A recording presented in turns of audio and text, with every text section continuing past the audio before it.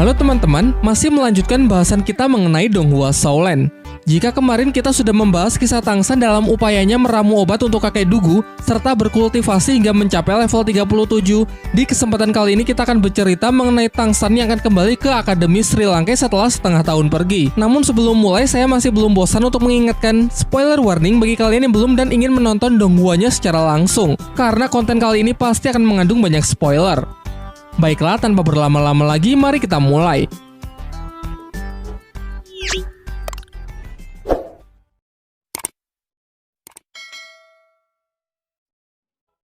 Sekembalinya dari kediaman kakek Dugu di Akademi Lanba yang kini sudah diubah namanya menjadi Akademi Sri Lanka, teman-temannya sudah menunggunya. Kemudian sebagai hadiah, Tang San memberikan masing-masing untuk mereka tanaman obat langka yang dapat meningkatkan kekuatan sesuai jenis roh pelindung mereka, termasuk kepada Master Xiao.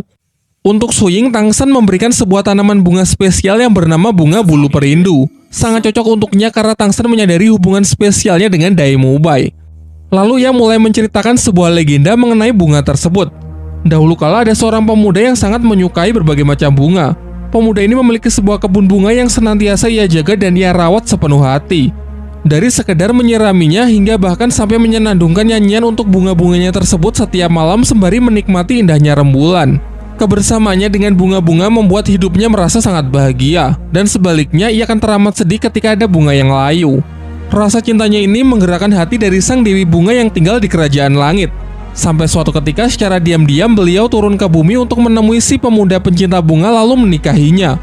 Namun sayangnya hubungannya tersebut tidak mendapatkan restu dari langit yang memiliki aturan bahwa dewi dan manusia tidak diperbolehkan menikah. Jelas mengetahui hal ini membuat Kaisar Langit begitu murka sehingga menarik sang dewi kembali ke alam surgawi dan takkan pernah mengizinkannya untuk turun ke bumi lagi. Sementara si pemuda yang kini telah kehilangan kekasihnya tentu merasa sangat sedih dan depresi sehingga hari-harinya yang suram melalaikan tugasnya untuk merawat bunga-bunga di kebunnya. Semakin lama kebunnya tersebut mulai hancur dan tanaman-tanaman yang dulu berseri perlahan juga mulai mati. Hingga suatu hari seorang kakek tua menemuinya dan menjelaskan bahwa sebenarnya bunga putih di kebun si pemuda merupakan jelmaan dari sang Dewi Bunga.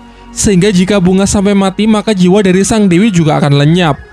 Mempercayai hal itu, si pemuda pun mulai sadar kesalahannya yang menelantarkan bunga-bunga di kebunnya. Ia pun mulai bangkit dan kembali merawat bunga-bunga di kebunnya tersebut.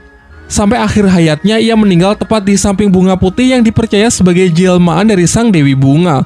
Dan warna merah di kelopak bunga tersebut merupakan noda darah yang sempat si pemuda berikan tepat sebelum kematiannya. Setelah menceritakan kisah itu, Tang San menjelaskan bahwa untuk memiliki bunga ini, Su Ying diharuskan meneteskan darahnya ke kelopak bunga sambil memikirkan orang yang amat ia cintai.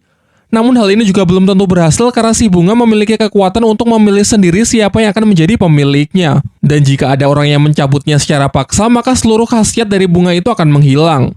Tetapi sayangnya ketika Su Ying telah melakukan seperti apa yang Tang San katakan, entah kenapa bunga tersebut menolaknya. Kemudian Tang San memberikan kesempatan kepada Master Xiao untuk mencobanya karena Master Xiao juga memiliki perasaan asmara dengan Liu Erlong. Namun ternyata ia juga tidak berhasil. Sampai akhirnya Xiao yang sebenarnya tak berniat untuk mencoba secara tak sengaja jarinya tertusuk sehingga darahnya tertetes. Semuanya pun dibuat sangat terkejut lantaran bunga bulu perindu tersebut memilih Xiao sebagai pemiliknya, mengingat ia juga memiliki perasaan asmara dengan Tang San yang begitu tulus. Akan tetapi Xiao menolak untuk mengkonsumsinya dan lebih memilih untuk menyimpannya sebagai hadiah dari Tang San. Sebagai gantinya ia akan berlatih lebih keras dari teman-teman yang lain agar tidak ketinggalan oleh mereka yang mengkonsumsi tanaman-tanaman obat tersebut. Diperlihatkan mereka pun bergegas untuk melakukan kultivasi setelah masing-masing dari mereka mengkonsumsi tanaman obat dari Tang San. Oishika menjadi yang pertama selesai dan telah berhasil naik ke 5 level, disusul oleh Ning Rongrong yang telah naik 6 level. Namun pada kasus Ning Rongrong tak hanya mengalami kenaikan level. Berkat tanaman obat bunga tulip dari Tang San, roh pelindungnya mengalami mutasi yang awalnya memiliki 7 tingkat sekarang menjadi 9 tingkat. Sebuah kekuatan yang kabarnya menjadi legenda di klan Cahaya Kibau.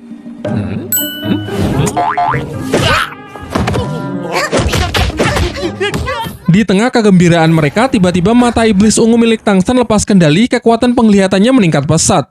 Dalam hati ia sendiri sangat terkejut, karena peningkatan dari kekuatan matanya ini dalam sekte Tang padahal dikatakan hanya sebuah legenda belaka.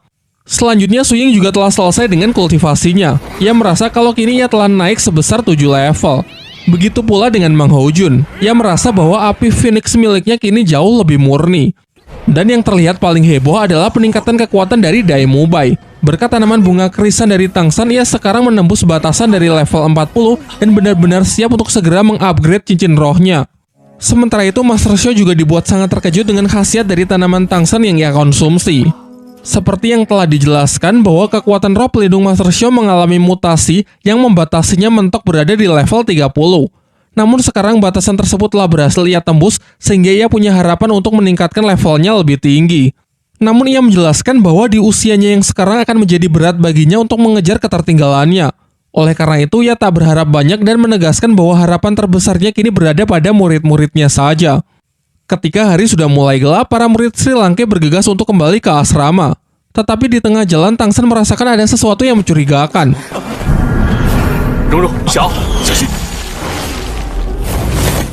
Dan benar saja, tiba-tiba muncul seorang pria besar berjubah yang langsung menyerang mereka. Dengan kerjasama tim yang semakin baik, mereka pun berhasil melumpuhkan pria misterius tersebut.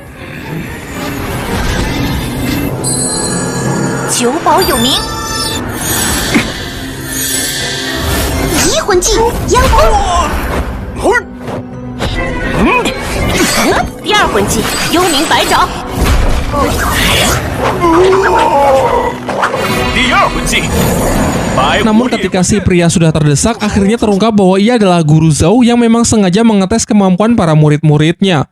Ia mengatakan kalau dirinya sangat bangga menyaksikan kemajuan dari kemampuan dan kerjasama tim mereka.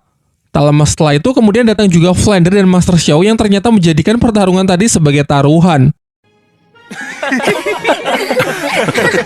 Keesokan paginya kakek Dugu bersama Duguyan datang ke akademi untuk menemui Tangsan. Pada awalnya dengan sikap yang arogan, Duguyan meremehkan dan merendahkan Tangsan yang menurutnya lebih lemah dari dirinya. Sampai kemudian sang kakek menjelaskan bahwa Tangsan sudah jauh berkembang semenjak pertarungan mereka dulu di arena roh. Secara kemampuan ia ragu kalau cucunya tersebut bisa mengalahkan Tangsan dengan kemampuannya yang sekarang. Selain itu ia juga mengkritik sikap Duguyan yang kekanak-kanakan padahal secara usia Tangsan lebih muda darinya namun sikapnya jauh lebih dewasa. Lalu ia juga menjelaskan mengenai tujuannya datang ke sini adalah untuk meminta bantuan kepada Tangsan agar bersedia menyembuhkan racun di dalam tubuh cucunya tersebut sama seperti apa yang telah ia lakukan terhadap dirinya. Namun kakek Dugu mengatakan bahwa ia tak akan bisa mendampingi karena ia masih memiliki sebuah misi yang harus segera ia selesaikan. Maka dari itu ia akan menitipkan Duguyan kepada Tangsan dan berjanji akan kembali sebelum dimulainya turnamen arena roh yang akan digelar setengah tahun lagi. Setelah itu Tangsan bersama teman-temannya berangkat menuju kelas akademi yang akan menjadi hari pertamanya. Absen Dai Mubai karena Dai Mubai tengah bersama Flander dan Master Xiao untuk berburu siluman roh keempatnya. Sesampainya di kelas, Tangsan sebagai murid yang dianggap baru tentu menjadi pusat perhatian. Terlebih lagi ia terlihat sangat dekat dengan Xiao yang menjadi primadona di kelas tersebut. Terlihat seorang siswa bertubuh besar bernama Tai Long merasa sangat geram menyaksikan pemandangan tersebut menghampiri mereka dan menyuruh Tangsan untuk menjauh dari Xiao.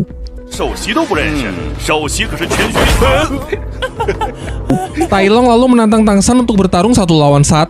Jika Tangsan menang, ia bebas duduk di samping Xiao. Namun jika kalah, maka Tangsan harus pergi meninggalkan tempat ini.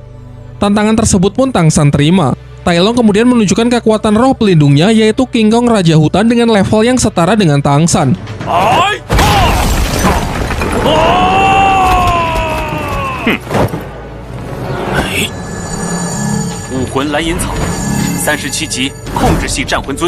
Ia lalu maju untuk memulai pertarungan. Beberapa kali serangan jarak dekat ia lancarkan namun dapat Tangsan hindari dengan sangat mudah bahkan tanpa melibatkan kekuatan roh pelindungnya. Sebagai serangan balasan, Tangsan cukup menggunakan satu skillnya yaitu tali akar jaring laba-laba yang dalam sekejap mampu melumpuhkan Tai Long.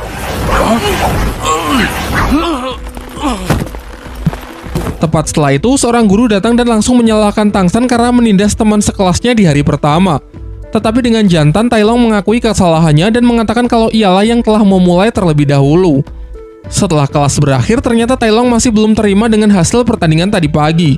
Lantas ia pun kembali menantang Tangsan untuk berduel, namun kali ini hanya pertarungan fisik tanpa boleh menggunakan kekuatan roh pelindung.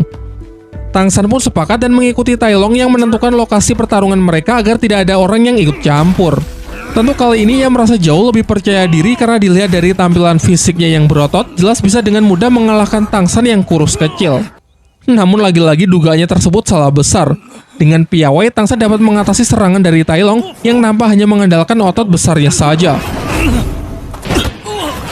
Berulang kali ia mencoba, berulang kali pula ia mendapatkan pukulan dari Tang San. Sampai-sampai tubuhnya tak lagi sanggup berdiri sehingga mau tidak mau ia harus kembali mengakui kekalahannya. Kemudian saat Tang San dan Xiao jalan-jalan di kota untuk mencari makan siang, mereka malah menemukan dua prajurit yang terbunuh di jalanan yang sepi. Dari simbol yang tertinggal mengingatkan Tang San dengan simbol sebuah tempat pelelangan di kota yang sebelumnya pernah ia lihat. Karena penasaran dengan apa yang sebenarnya terjadi di tempat pelelangan, ia bersama Xiao bergegas pergi ke rumah pelelangan tersebut. Di pintu masuk, mereka dihadang oleh para penjaga karena tidak memiliki kartu anggota. Dan jika harus membeli kartu anggota, ternyata harganya juga sangat mahal. Namun seorang wanita memberikan alternatif lain jika mereka tetap ingin masuk, yaitu mereka harus memiliki barang yang cukup berharga untuk bisa dilelang. Tang San yang sepakat lalu mengeluarkan salah satu senjata rahasianya untuk berpartisipasi dalam acara lelang. Si wanita lalu mengajaknya masuk untuk menemui salah seorang panitia guna memeriksa barang milik Tang San apakah value-nya memenuhi standar. Tang San kemudian menjelaskan bahwa senjata rahasianya itu disebut tembakan tanpa bayangan, merupakan senjata yang mengandung racun. Ia lalu juga memberikan contoh bagaimana cara penggunaannya. Peluru beracun pada senjata tersebut akan ditembakkan sebanyak 3 kali dengan sangat cepat, memiliki penetrasi yang begitu kuat, bahkan sanggup menembus baja yang memiliki ketebalan beberapa sentimeter. Menyaksikan hal itu, panitia lelang benar-benar kagum dan menyatakan kalau barang milik Tang San sudah memenuhi standar barang lelang di tempatnya yang bisa dibuka dengan harga 1.000 koin emas. Di ruang pelelangan, Tang San bertemu dengan dua orang tamu lain yang bernama Ning Fengxi dan Chen Xin, di mana Ning Fengxi adalah pemimpin dari klan Cahaya Kibau sekaligus ayah dari Ning Rongrong, sementara Chen Xin adalah kakek angkatnya. Ning Fengxi lalu menjelaskan mengenai kebusukan dari tempat lelang ini yang melelang apa saja termasuk manusia. Bahkan para pelayan wanita di sini selain bertugas menyambut tamu juga diperjualbelikan. Masuk ke acara pelelangan, kali ini yang menjadi objek lelang adalah seorang gadis yang roh pelindungnya mengalami mutasi, sehingga mengubah penampilannya menjadi sosok unik menyerupai kucing. Pada awalnya, Xiao yang emosi hendak menggunakan cara kekerasan untuk membebaskan gadis kucing tersebut. Namun Ning Fengxi yang juga ingin menyelamatkan si gadis menggunakan cara sesuai aturan, yaitu dengan melemparkan harga tertinggi.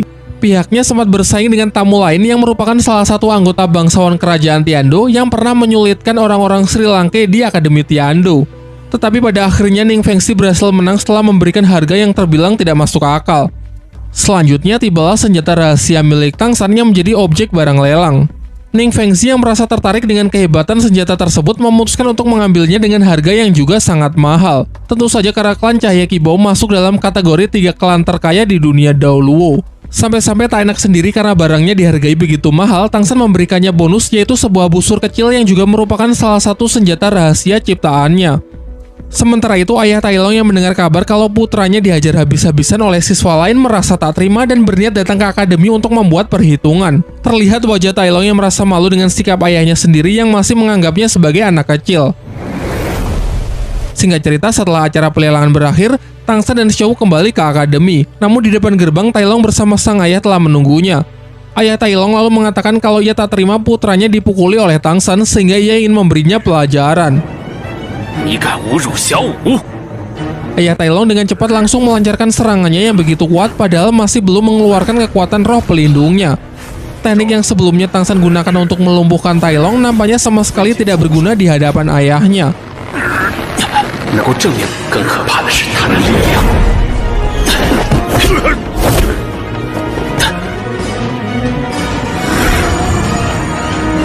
Terlihat ayah Tai Long yang merasa geram akhirnya juga menggunakan kekuatan roh pelindungnya yaitu King Kong Raja Hutan dengan 5 cincin roh dan level lebih dari 50. Secara membabi buta ia terus melancarkan serangannya hingga menghancurkan tempat tersebut. Akan tetapi Tang San masih bisa bertahan di udara dengan memanfaatkan tulang roh dan jaring tali akarnya untuk membuat sebuah parasut.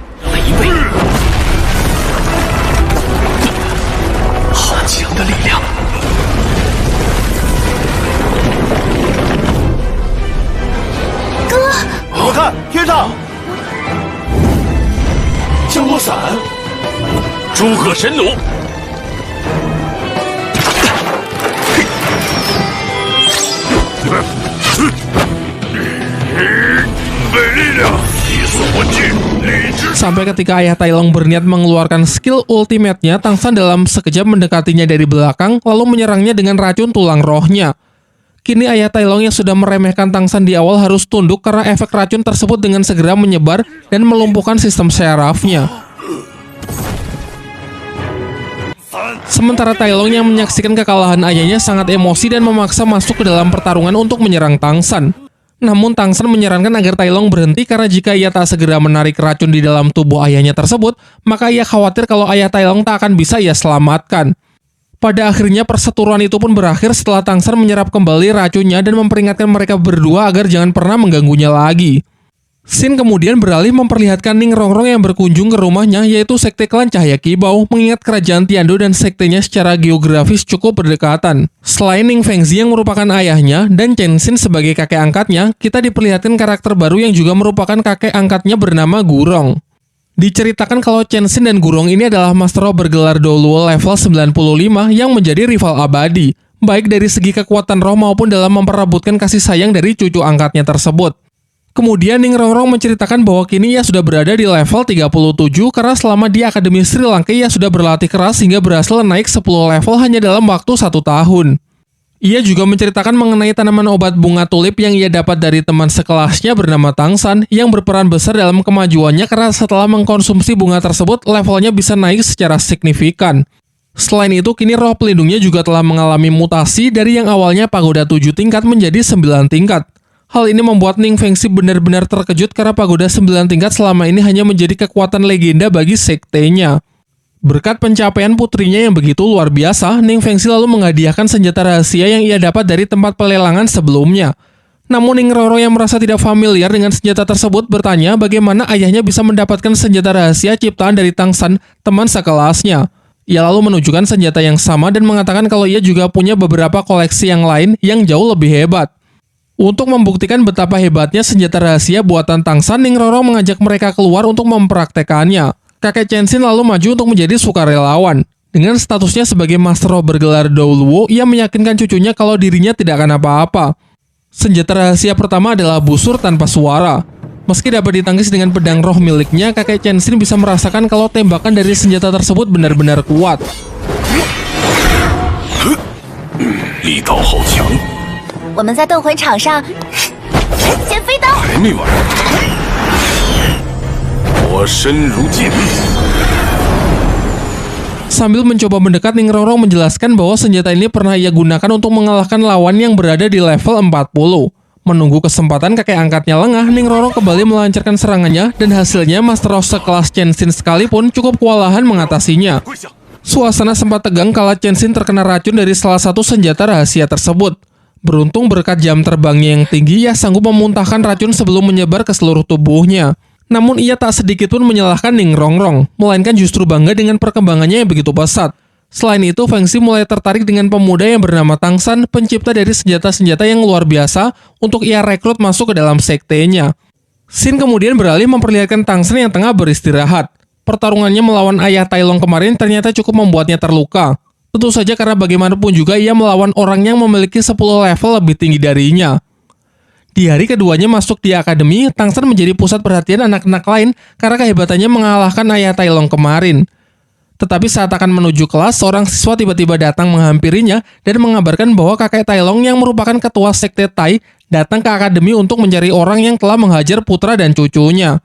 Jelas ia jauh lebih kuat dari ayah Tai Long karena kakek ini adalah Master Roh bergelar Doluo yang telah mencapai level lebih dari 80. Namun karena perbedaan level yang teramat jauh, kakek Tai Long tidak menantang Tang San untuk bertarung, melainkan memberinya sebuah tantangan. Jika Tang San mampu bertahan di bawah tekanan kekuatan rohnya sebelum satu dupa terbakar habis, maka putra dan cucunya akan ia perintahkan untuk meminta maaf kepada Tang San, serta menganggap masalah sudah selesai. Namun jika Tang San tidak mampu bertahan, maka Tang San harus bersedia bergabung dengan sektenya. Sebelum tantangan diterima, Oishike menyela dengan mengatakan kalau apa yang mereka pertaruhkan ini tidak adil bagi Tang San. Karena jika Tang San kalah, ia harus tunduk dan patuh terhadap sekte Tai, sementara jika Tang San menang, pihak dari kakek Tai Long cuma meminta maaf saja. Maka dari itu akan menjadi adil jika Tang San menang, maka Tai Long dan ayahnya harus bergabung dengan sekte Tang, yaitu sekte buatan Tang San sendiri.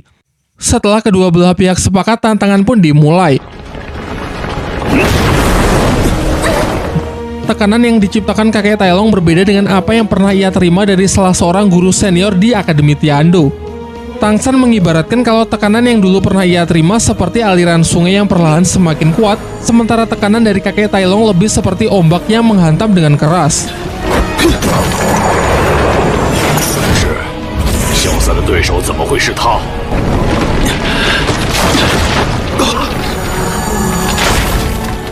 Dari kekuatan roh rumput biru perak hingga tulang roh laba-laba masih belum cukup untuk menahannya. Xiao Wei yang cemas membawa Guru Zhou untuk menghentikan mereka. Namun Guru Zhou juga tidak bisa berbuat apa-apa karena lawan Tang San memiliki kekuatan yang jauh lebih kuat dari dirinya. Di bawah tekanan yang semakin menggila, Tang San yang tidak punya pilihan lain mencoba menahannya dengan kekuatan roh pelindung palu Hou Tian di tangan kirinya yang selama ini ia selalu sembunyikan.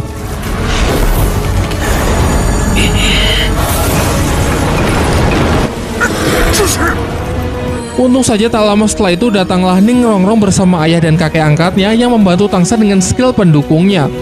Sementara si kakek Tai Long benar-benar dibuat terkejut dengan roh kedua milik Tang San yang baginya tidak familiar. Setelah memastikan bahwa Tang San memang merupakan putra dari Tang Hao, ia pun memanggilnya Tuan Muda dan bergegas memberinya hormat.